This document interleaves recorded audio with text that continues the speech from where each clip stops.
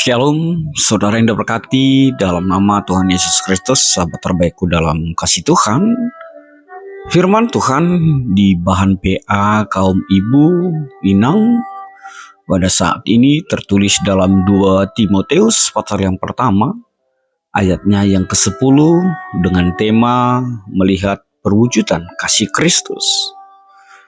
Saudaraku, sahabat terbaik dalam kasih Tuhan, saya teramat terkesan sekali melihat ada keluarga di salah satu daerah di Medan sana.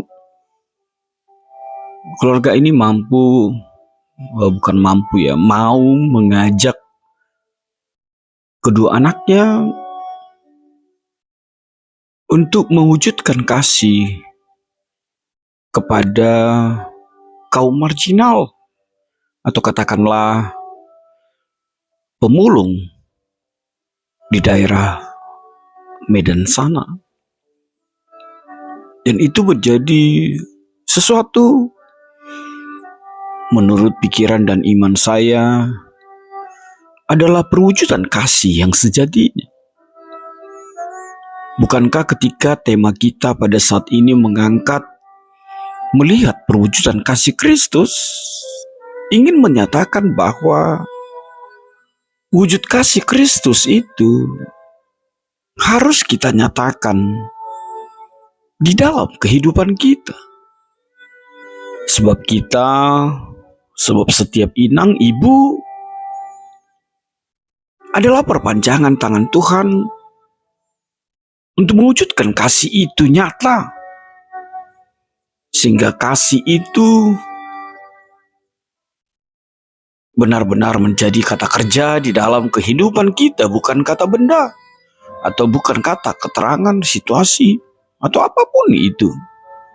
Tapi kasih itu adalah kata kerja, tindakan, sebuah aplikasi yang harus dilakukan dalam kehidupan kita.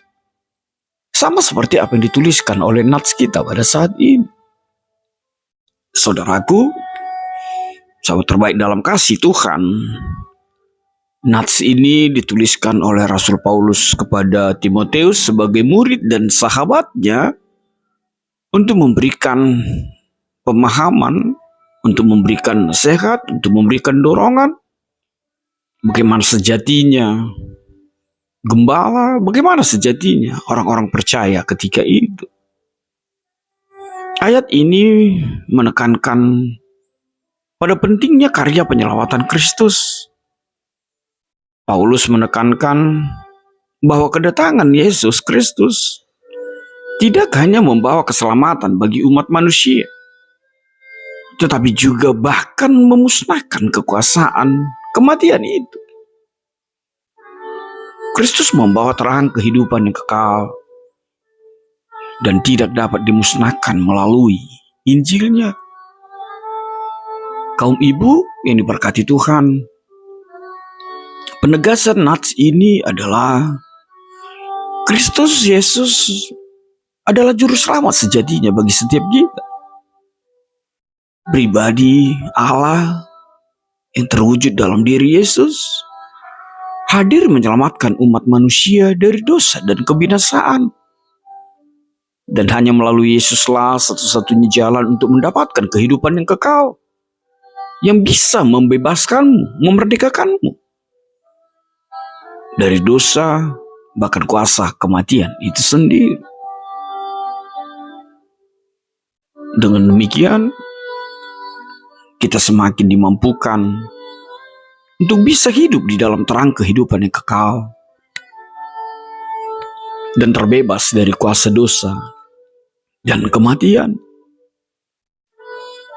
Maka kaum ibu yang diberkati Tuhan, 3 hal yang mau ditegaskan di dalam nats ini tidak lain adalah yang pertama sekali, bahwa keselamatan itu hanya ada melalui Kristus Yesus. Yang kedua, kemenangan yang sejati atas kematian itu, di mana Kristus mengalahkan bahkan memusnahkan kuasa kematian itu sendiri. Sama seperti yang dikatakan oleh kebenaran firman itu, hai kematian, hai maut, di mana sengatmu? Lalu penegasan yang ketiga adalah terang kehidupan yang abadi, di mana ayat ini menggambarkan bahwa Injil membawa terang kehidupan yang abadi. Bahwa kasih Allah itu tidak hanya memberikan keselamatan kekal, tetapi juga memberikan jaminan akan kehidupan yang kekal itu bersamanya. Dan terwujud nyata bagi setiap orang yang percaya. Saudara yang diberkati dalam nama Tuhan, sahabat terbaikku dalam kasih Yesus, refleksi yang pertama sekali tidak lain adalah hidupkanlah kasih itu di tengah kebencian. Di dunia yang penuh dengan konflik, perpecahan, dan kebencian, marilah kaum ibu menghidupkan kasih itu, mewujudkannya, melakukannya, sehingga engkau menjadi pribadi teladan yang memperlihatkan kasih, pengampunan, dan belas kasihan kepada orang-orang di sekitarmu. Hal yang kedua, mencari kembali kasih yang hilang.